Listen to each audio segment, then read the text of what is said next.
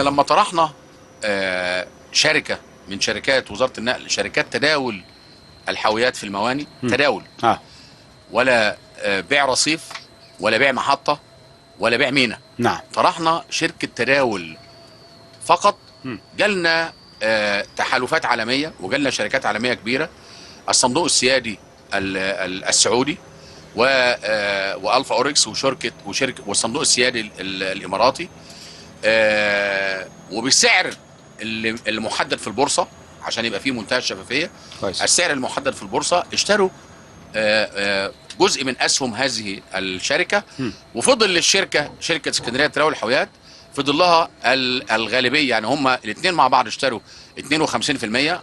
اشقاء عرب اهلا وسهلا. نعم. ساهموا بحصه دولاريه في اسهم الشركه، وتبقى لشركه الاسكندريه لتداول الحاويات بالمساهمين فيها دي مملوكه للشركه القابضه للنقل البري والبحري 48% من الشركه. نعم. 32% للامارات الشقيقه و20% للسعوديه، للمملكه العربيه السعوديه. طب باقي الشركات بتاعتنا احنا كلها اهلناها للطرح في البورصه. امبارح بس كان في مجلس الوزراء انا اللي طلبت. ايوه انا اللي طلبت. نعم. قلت احنا اهلنا الشركات بتاعتنا للطرح. كم واحده؟ شركه ثانيه، ثلاث شركات اتاهلوا للطرح. ايوه. ده غير اللي هقول لحضرتك بقى اللي احنا بنطرحه باسلوبنا. كويس. يعني ايه باسلوبنا؟ هقول لحضرتك عليه. اهلنا شركه دمياط تداول الحاويات للطرح، شركه بورسعيد لتداول الحاويات للطرح، شركه MOT استثمار اراضي وزاره النقل، كانت استثمار اراضي سكك الحديد، دلوقتي استثمار اراضي واعلانات وكل حاجه لوزاره النقل زي اللي حضرتك شفتها بتتكلم عليها المترو ومونريل وغيره. كويس. دول مؤهلين للطرح في البورصه. كويس. طب انا طلبت من مجلس الوزراء قلت لهم ادوني فرصه اجيب مستثمر رئيسي.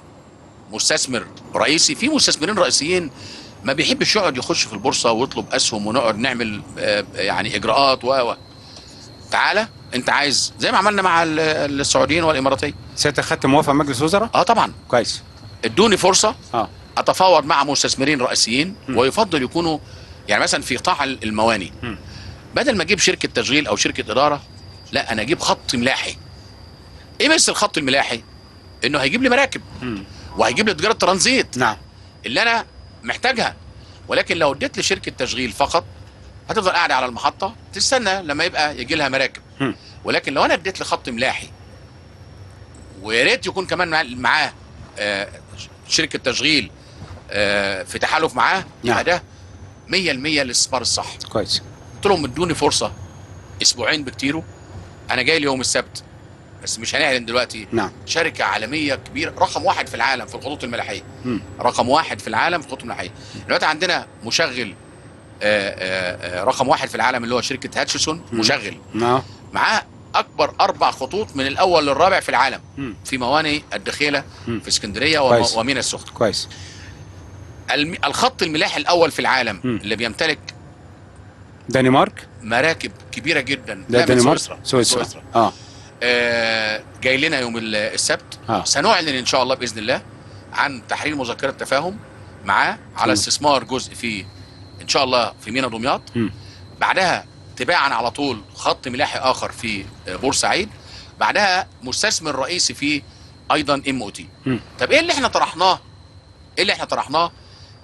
بمجهود شخصي بيننا وبين وزاره التخطيط وبين المستثمرين على طول مباشره.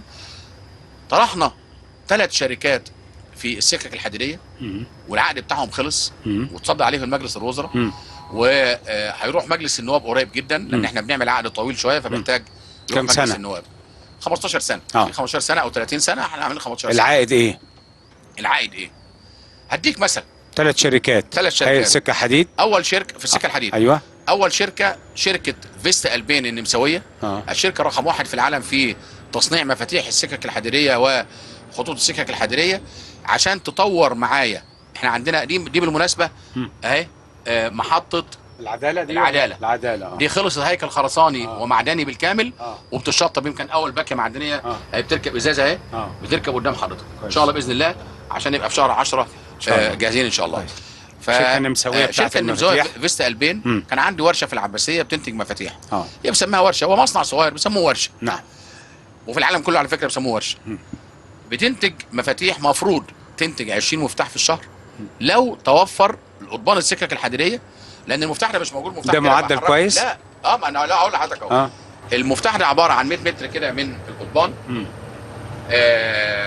قضبان جنب بعضها، وتحويله تروح يمين تروح شمال بكنترول من البرج. دي على بعضها كده راكبه على فلنكات، دي بنسميها المفتاح. على بعضه كده اسمه مفتاح، مش مفتاح يعني كده مفتاح حباب ولا مفتاح. لا ده دي هي اسمها المفتاح كده، مسمينا كده. المفتاح ده محتاج فلنكات خشب مش موجوده في مصر، محتاج قضبان حديد لا تصنع في مصر، لا تصنع في مصر، ولكن هتصنع قريب. ايوه وهاجي لحضرتك يعني لقاءات كتير هنقولها كتير. بالمناسبه احنا بنعمل دلوقتي مصنع للقضبان السكك الحديديه، جهاز الخدمه الوطنيه اللي كنا بنتكلم الصبح ودوره في اول مصنع قضبان سكك حديديه اتعمل في مصر. في مصر في منطقه العين السخنه بيتعملوا جهاز الخدمه الوطنيه. فانا ما كانش عندي طب قبل ده هيوفر لي قد ايه ده؟ هقول لك هيوفر لي قد ايه؟ هينتج له نص مليون طن قضبان في السنه. انا كسكه حديد لو هشتريهم من بره، لو هشتريهم من بره نص مليون طن، أيوة. الطن ب 600 وشو، هنقول 600 دولار. 600 دولار يعني كام؟ تقريبا 300 مليون دولار. طيب المصنع ده لما ينتج هيبقى عنده قضبان. طب لما ابقى اصنع وده مش ممكن ازرع خشب فلنكات، لان ده خشب مخصوص وبنعمله على فلنكات خرسانه. دلوقتي احنا بنطوره نعمله على فلنكات خرسانه مخصوصه. لما يبقوا عندي اعمل 20 مفتاح في الشهر. طب هم اصلا مش عنده. يبقى انا حتى لو عندي حتى الورشه شغاله 100%، مفيش عندي لا قضبان ولا عندي فلنكات. طب انا بقى عندي معدات الورشه متهالكه وما عنديش قضبان وما عنديش فلنكات. اقوم اجيب شركه فيس الباني النمساويه رقم 1. لما مستشار النمسا كان هنا في زياره وفي ضيافه سياده الرئيس في قصر اسبوعين كده. حضرتك لاحظت ان احنا وقعنا معاه او مع المختصين عنده شركه فيس الباني وهو شهاده توقيع انشاء ورشه لانتاج المفاتيح في مصر.